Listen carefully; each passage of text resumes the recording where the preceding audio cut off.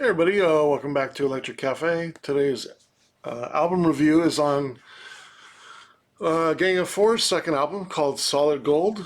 Here's an original press, and up there is one of the remastered copies or reissue copies. I don't know if it's remastered or not, but from a couple years ago it came out. Um, I did review their third album, Songs of the Free. I gave it a 65 out of 100, right uh, in the middle side of good, almost a very good. Um, I think this Solid Gold is probably considered probably one of, if not the top two albums uh, from their career, which is only four albums, unfortunately. But this is probably considered their best. If I was to, some people would say Entertainment's their first album is better, but I'm leaning towards this one without comparing the two next to each other. But it's gonna be close. Um, I think one thing that's great about Gang of Four is just they're a really strong post punk sound, and everybody in the band is really strong on their own, and then collectively together they're so unusual sounding. You have an aggressive guitar sound. There's a bass player playing surprisingly funky.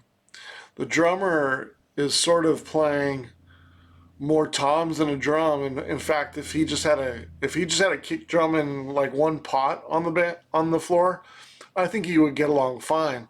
There's not a lot of like cymbals in here, and it's more on the primal kind of tribal drumming. And then John King's voice is just so unique, and he just talks he talks as much as he sings. It seems like, and then you also have some different sounds, thrown in the mixture, and it's just a really stark, raw, catchy, different, unique sound that they made, and it's just in many ways, I think it's everybody kind of thinks of New Order as kind of like an amazing, like the example for post punk, and I get that, I get that fully, like that's very warranted. But I feel like Gang of Four is kind of like that on the maybe a little bit more rock side. Like I don't know if it's maybe more funk, but like they just have a great post punk sound. It's just I think it's groundbreaking, their sound in general. Um, Andy Gill, he's a lyricist. He also does some singing, guitar player. It's just his guitar playing, like on Paralyzed, and he sent in the army, like just wow. But also David Allen's bass line, like in What We All Want and Paralyzed, just such a rawness. And yeah, I just think they all combine for a fantastic, somewhat aggressive, but surprisingly funky and just so unique. I mean, I just keep going back to that. It's just so different sounding. It's almost they're one of the bands where it's just really hard to put into words what they are. I mean, they came out of punk. They still have some punk edging in there, but just it's such unique guitar playing, and the bass line and the drum. It's just everybody is just so different. Um, the individual tracks, Paralyzed is one of their classics. Probably my favorite track on here right off the start. It's just hard not to um, just it's hard to say anything else. But this song is just like nothing else you've. I didn't first start hearing Gang of Four till probably the late '80s, and if I heard Paralyzed in 1981, I'm sure I would just have been like, what is this? Because it's just like so different. I give it 4 stars. What We All Want, three and three quarter stars. Super strong track. If I could keep it for myself. 2.5 stars. Outside the Trains Don't Run on Me. 2.5 stars. Y Theory, one of my favorites also. 3.5 stars. Cheeseburger, 2 and 3/4 stars. The Republic, 3 stars. In the Ditch, 2.5 stars. And it ends on a stronger note. a hole in the wall at 3 1/4 stars, and he'd send in the Army 3 3/4 stars. Um, when I think of the Opportunities album, um, I really can't think of anything as far as like an opportunity of the album. It kind of is what it is. It's just there's nothing. I wouldn't say there's anything like you have to listen to this song. Maybe Paralyzed.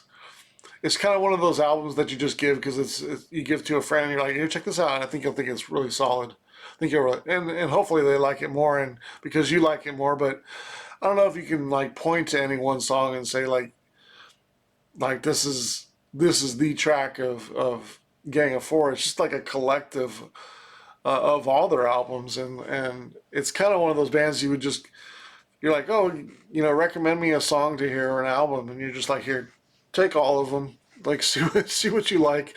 I'm sure you'll like a lot on there, and it's just and they probably will.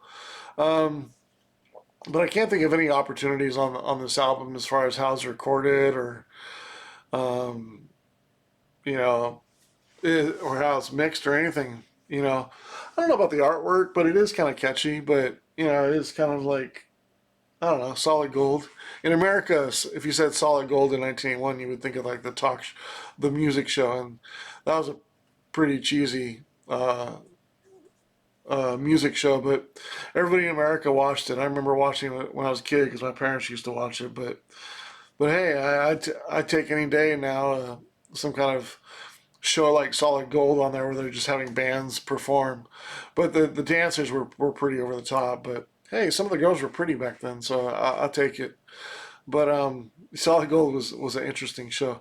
It's funny because I used to work at a studio later on. I think it was called they were called the Lackman Brothers, and they did a few shows that we worked on. In fact, they were probably one of our most consistent uh, clients, and they were the ones who produced. Strangely enough, they were the ones who produced the Solid Gold show. Um, anyways, um, but I think in many ways this is a brilliant and perhaps one of the most underrated post punk albums of all time. You know, I give it a 75 out of 100. My 31 and a half stars divided by 10 and 3.15 gives it around like a 72, and I give it a couple of extra tracks just for the originality and the uniqueness, and Andy Gill is just amazing. And yeah, I just think it's such a I don't know. It almost transcends alternative music. It almost transcends punk music. It it's funky too. On top of it, it's raw and it's kind of it's very clever, and there's a lot of tongue in cheek with the lyrics too, and there's a lot of cleverness in the lyrics too as well. It's just it's I think it's funny that I'm reviewing Talking Heads and Gang of Four in the same time. I don't think there was probably any two bands that were as creative in alternative rock as Talking Heads and Gang of Four were in the years of 1978 through like 82, 83. Just probably no alternative rock bands that were as creative as they were. Just unique sounds, unique frontmen, just really good members of the band doing their own thing. Just really good stuff. 75 out of 100. Probably my favorite Gang of Four album. But we'll see. I do really like. I think Hard, their fourth album, is really underrated, and it might come close to this. I know people slag that album because it doesn't have a real drummer on it, but I think it because Andy Gill is very talented. I think since he's doing the machine, uh, the drum machine work on there, and I like a lot of the songs on there. I think they're a little bit straightforward. I think I even like there's a little bit more disco on there, which is a cool addition. A little bit more dance music in that. I think it's a really strong album. I have a feeling Entertainment will probably be third because I'll probably choose Talk as as a favorite of that, just because I do like that album more so than the even more punk side of Gang of Four. I feel like on Solid Gold they really nailed it as far as like a post punk sound, and the songs are equally strong. Like I have no song less than a 2.5 stars in here, so higher than good. All the songs are over 2.5. And remember, my ratings: 2 stars is good, 3 is very good. So all the songs are at above 2.5, so well on their way to very good. And yeah, I mean I got four songs in the 2 stars and above. 2 to 3 stars. I got 5 that are 3 to 4 stars, and the one that's 4 stars. So six of the 10 songs are very good. So it makes complete sense to put this in the higher very good rating for me. Yeah, 65 out of 100. What's your favorite Gang of Four album? I'd be curious to know. All right, thanks so much.